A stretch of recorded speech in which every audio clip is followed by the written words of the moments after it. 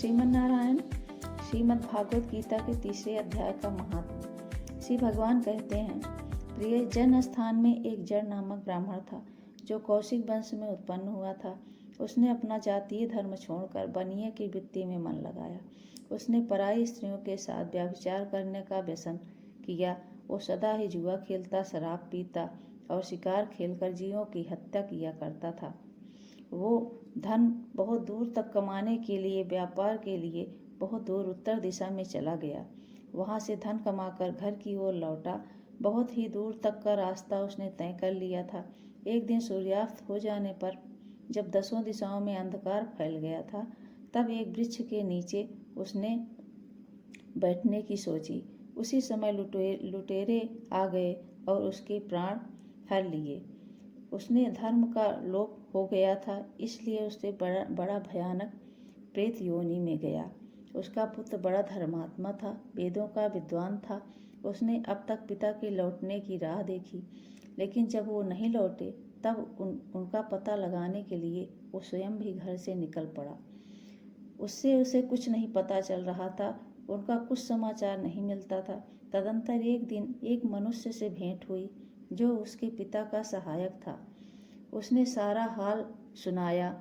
उसने अपने पिता के मृत्यु पर बहुत ही शोक व्यक्त किया। वो बड़ा बुद्धिमान था, बहुत कुछ सोच विचार कर अपने पिता का पारलौकिक कर्म करने की इच्छा से सामग्री साथ ले चला था। उसने 9वें दिन उसी वृक्ष के नीचे पहुंचा जहां उसके पिता मारे गए थे।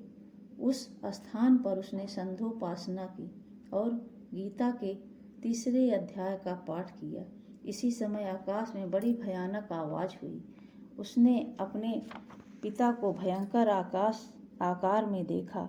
फिर तुरंत ही अपने सामने आकाश में उसे एक सुंदर विमान दिखाई पड़ा जो महान तेज से व्याप्त था। उसमें अनेकों क्षुद्र घंटिकाएं लगी थी। उसने तेज से समस्त दिशाएं अलौकिक हो रही थी। यह दृश्य देखकर उसने मन चित्त की व्याग्रता दूर हो गई। उसने विमान पर अपने पिता को दिव्य रूप धारण किए विराजमान देखा। उनके शरीर पर पीतांबर शोभा पा रहा था। उन्हें देखते ही पुत्र ने प्रणाम किया। तब पिता ने भी उसे आशीर्वाद दिया। उसके पश्चात उसने पिता से यह सारा वृत्तांत पूछा। उसके उत्तर में पिता ने सब बातें बताकर इस प्रकार कहना आरंभ किया, बेटा, दैववश मेरे निकट गीता के तृतीय अध्याय का पाठ करके तुमने इस शरीर के द्वारा किए हुए गलत कर्म बंधन से मुझे छुड़ा दिया है। अतः अब घर लौट जाओ, क्योंकि जिसके लिए तुम काशी जा रहे थे वह प्रयोजन इस समय तृतीय अध्याय के पाठ से ही पूरा हो गया है। पिता के ऐसा कहने पर पुत्र ने पूछा, तात, मेरे हित का उपदेश दीजिए और कोई कार्य जो मेरे करने योग्य हो बतलाइए। तब पिता ने उससे कहा, पुत्र, तुम्हें यही कार्य फिर करना है जो मेरे लिए कर्म किया। मैंने जो कर्म किया था वही मेरे भाइयों ने भी किया है। इससे वे घोर नरक में पड़े हुए हैं। उनका भी तुम्हें उद्धार करना चाहिए तथा मेरे कुल में और भी जितने लोग नरक में हैं उन सब का भी तुम्हें उद्धार कर देना चाहिए। यही मेरा मनोरथ है बेटा। जिस साधन के द्वारा तुमने मुझे संकट से छुड़ाया उसी का अनुष्ठान औरों के लिए भी करना उचित होगा। उसका अनुष्ठान करके उससे होने वाला पुण्य उस नारकीय जीवों को संकल्प करके दे दो। इससे वे समस्त पूर्वज मेरी ही तरह यातना से मुक्त हो स्वल्प काल में ही श्री विष्णु के परम पद को प्राप्त हो जाएंगे। पिता का यह संदेश सुनकर पुत्र ने कहा, तात, यदि ऐसी बात है और आपकी भी ऐसी ही रुचि है तो मैं समस्त नारकीय जीवों का नरक से उद्धार कर दूंगा। यह सुनकर उसके पिता बोले, बेटा, ऐसा ही करो, तुम्हारा कल्याण हो। मेरा अत्यंत प्रिय कार्य संपन्न हो गया। इस प्रकार पुत्र को आश्वासन देकर उसके पिता भगवान विष्णु के परम धाम को चले गए। तत्पश्चात वो भी लौटकर जनस्थान में चला आया और परम सुंदर भगवान श्री कृष्ण के मंदिर में उसने समक्ष बैठकर पिता के आदेशानुसार गीता के तीसरे अध्याय का पाठ करने लगा। उसने नारकीय जीवों का उद्धार किया, जिसके इसके करने से की इच्छा से गीता पाठ जनित सारा पुण्य संकल्प करके दे दिया।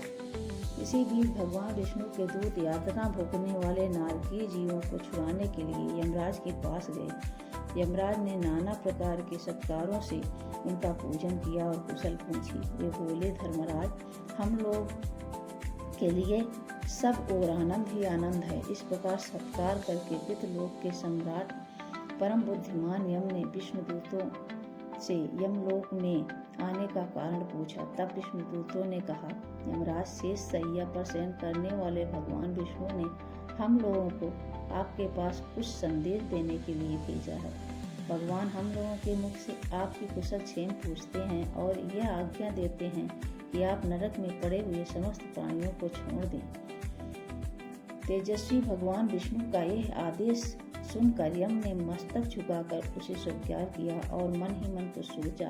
तत्पश्चात नारकीय जीवों को नरक से मुक्त देखकर उनके साथ ही वे भगवान विष्णु के पास स्थान को चले। यमराज श्रेष्ठ विमान के द्वारा जहाँ 6 सागर है वहाँ पहुँचे। उसके भीतर कोट कोट सूर्य के समान कांतिमान नील कमल दल के समान श्याम सुंदर लोकनाथ जगत गुरु श्री हरि का उन्होंने दर्शन किया। भगवान का तेज उनकी सैया पर बने हुए शेष नाग के फणों के मणियों के प्रकाश से दोगुना हो रहा था। वे आनंद से युक्त दिखाई पड़ रहे थे। उनका हृदय प्रसन्नता से पूर्ण था। भगवती लक्ष्मी उनकी सरल चितवन से प्रेम पूर्वक उन्हें बार बार निहार रही थी। उन योगियों की आंखों के तारे ध्यानस्थ होने के कारण निश्चल प्रतीत हो रहे थे।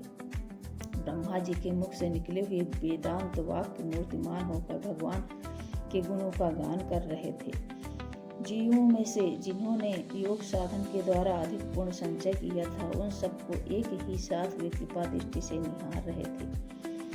मानो चांदनी से घिरा हुआ आकाश सुशोभित हो रहा हो। इस प्रकार भगवान की झांकी करके यमराज अपनी विशाल बुद्धि के द्वारा उनकी स्तुति करने लगे। यमराज बोले, संपूर्ण जगत का निर्माण करने वाले परमेश्वर, आपका अंतःकरण अत्यंत निर्मल है। आपके मुख से ही वेदों का प्रादुर्भाव हुआ है। आप ही विश्वरूप हैं। आप ही विधायक ब्रह्मा हैं। आपको नमस्कार है। श्री भगवान विष्णु को नमस्कार है। पालन के समय सत्यमय शरीर धारण करने वाले विश्व के आधारभूत सर्वव्यापी श्री हरि को नमस्कार है। समस्त देहधारियों की पातक राशि को दूर करने वाले परमात्मा को प्रणाम है। आपकी महिमा का अंत नहीं है, क्योंकि आप असीम हैं। फिर भी वाणी के विषय कैसे हो सकते हैं? अतः मेरा मौन रहना ही उचित है। इस प्रकार स्तुति करके यमराज ने हाथ जोड़कर प्रणाम किया और यूं कह और धर्मराज के सहित सभी लोग वापस लौट आए। यमराज भी अपनी पुरी को लौट गए। वो ब्राह्मण अपनी जाति और समस्त नारकीय जीवों का नरक के से उद्धार करके स्वयं ही श्रेष्ठ विद्वान द्वारा श्री विष्णु धाम को प्राप्त किया। ऐसे भगवत कथा की प्राप्ति के लिए जो भी भगवत कथा का श्रवण करता है, उसके पितरों को मोक्ष की प्राप्ति होती है और भगवान के गोलोक धाम में वास मिलता है। इसीलिए पितरों के सुखमय जीवन बिताने के लिए इस भागवत गीता का अध्याय का पाठ किया जाता है। श्रीमन नारायण। राधे राधे। हरि